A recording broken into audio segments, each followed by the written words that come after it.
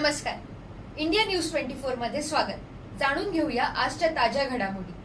स्वातंत्र्यवीर विनायक दामोदर सावरकर यांच्या 143व्या जयंतीनिमित्त नागपुरात प्रथमच अंदमान एक तीर्थक्षेत्र या भव्य ऐतिहासिक सोहळ्याचे आयोजन करण्यात आले आहे. श्री सिद्धिविनायक सेवा ट्रस्ट प्रस्तुत हा महोत्सव 28 ते 30 मे दरम्यान लक्ष्मीनगर येथील व्हॉलीबॉल मैदानावर रंगणार आहे.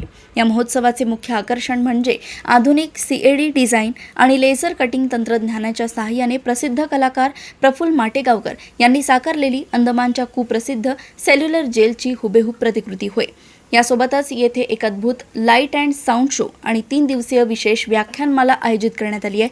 या व्याख्यानमालेत प्रख्यात वक्ते विवेक घळसासी, प्रसिद्ध अभिनेते शरद पोंक्षे आणि सुप्रसिद्ध वक्ते आशुतोष अडोनी हे उपस्थितांना मार्गदर्शन करत इतिहासाचे पैलू उलगडणार आहेत.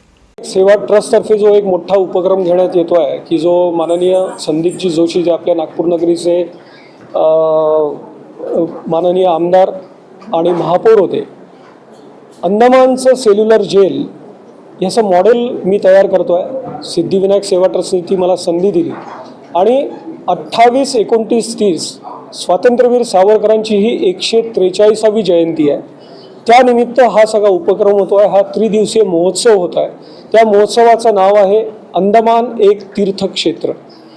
ह्यामध्ये अंदमान सेल्युलर जेलच्या मॉडेलच्या व्यतिरिक्त जे टू द स्केल केलेलं आहे त्याच्या व्यतिरिक्त 3 दिवसाची व्याख्यानमाला आहे. ज्या दिवशी पहिल्या दिवशी अमृतवक्ता माननीय विवेकजी घळसासी हे बोलतील स्वातंत्र्यवीर सावरकर जाणून घेताना.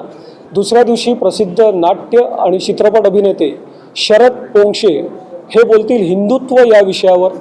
आणि 30 तारखेला प्रसिद्ध वक्ता आशुतोष अडोनी यांचा विषय आहे समाज क्रांतिकारक सावरकर. हे 3 दिवस हे सगळं चालणार आहे.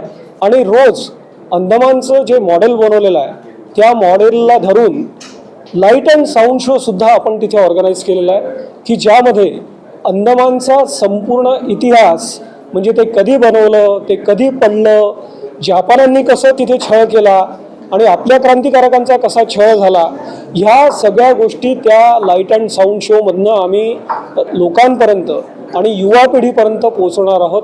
आणि आपल्याला स्वातंत्र्य हे मिळालेलं नाही, आपण मिळवलेलं आहे हे युवा पिढीला कळायला हवं आणि आपला इतिहास, खरा इतिहास जनतेसमोर यावा याकरता हा सगळा सिद्धिविनायक सेवा ट्रस्टचा आणि माननीय संदीपजी जोशी यांचा हा खटाटोप आहे. आणि मी सेल्युलर जेलचं मॉडेल केलं आहे ही मी खूप मला मिळालेली संधी समजतो आणि माझं भाग्य समजतो. अशाच ताज्या घडामोडी जाणून घेण्यासाठी बघत रहा इंडिया न्यूज 24.